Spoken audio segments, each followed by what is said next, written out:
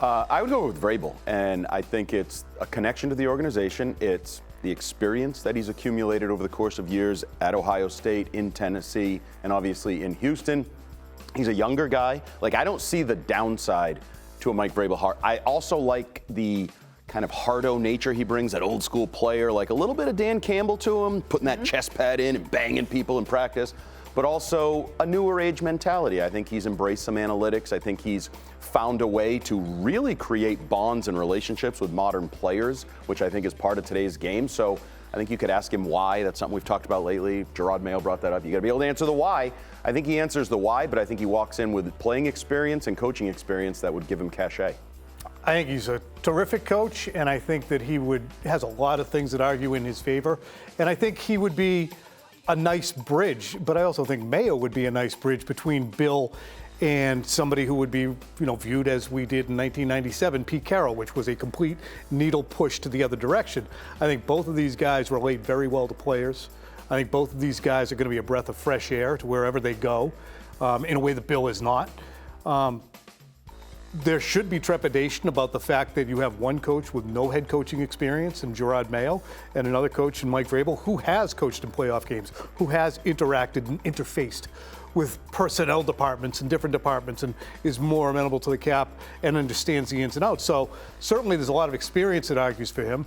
The Patriots certainly made note of the fact that Mike Vrabel was available, but as I said, they've been extremely methodical in their approach. And when you look back at the offseason, when Robert Kraft sent out an announcement that they were negotiating with Jerod Mayo to keep him long term, that was unprecedented. That was your first tip-off that Robert Kraft wanted Jerod Mayo. The second one came when he spoke to the NFL Network's Judy Battista and labeled Mayo an heir apparent and then hedged it by saying, but there's others.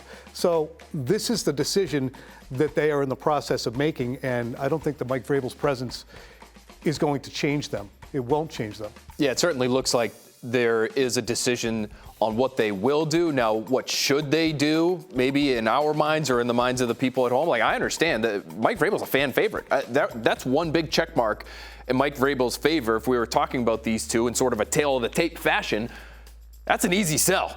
Easy sell to the fan base. Bring back Mike Vrabel. You're playing these videos of him going into the Patriots Hall of Fame. You're playing videos of him catching touchdowns in Super Bowls. Very easy sell. Whereas Jerod Mayo, I think a lot of people look at him as part of this tailspin that the team has been in the last couple of years, even though he has been leading maybe the one saving grace for this franchise over the course of the last 24 months. The experience is a huge check mark in Vrabel's favor as well. I do have questions. I got questions about the offensive philosophy. I got questions about the defense. They're bottom 5 in the league 2 of the last 4 years defensively. As a defensive head coach, that's almost inexcusable to me. They dealt with incredible injury, and he's done a lot with a pretty bad roster. How big a hand did he have in that bad roster? I don't know if I want somebody who's part of a brain trust, Trenny, that chose to give a lot of money to Ryan Tannehill over an available Tom Brady. I don't know if that was his decision to make. Hard for me to believe that he was just along for the ride when they gave Tannehill as much money as they did.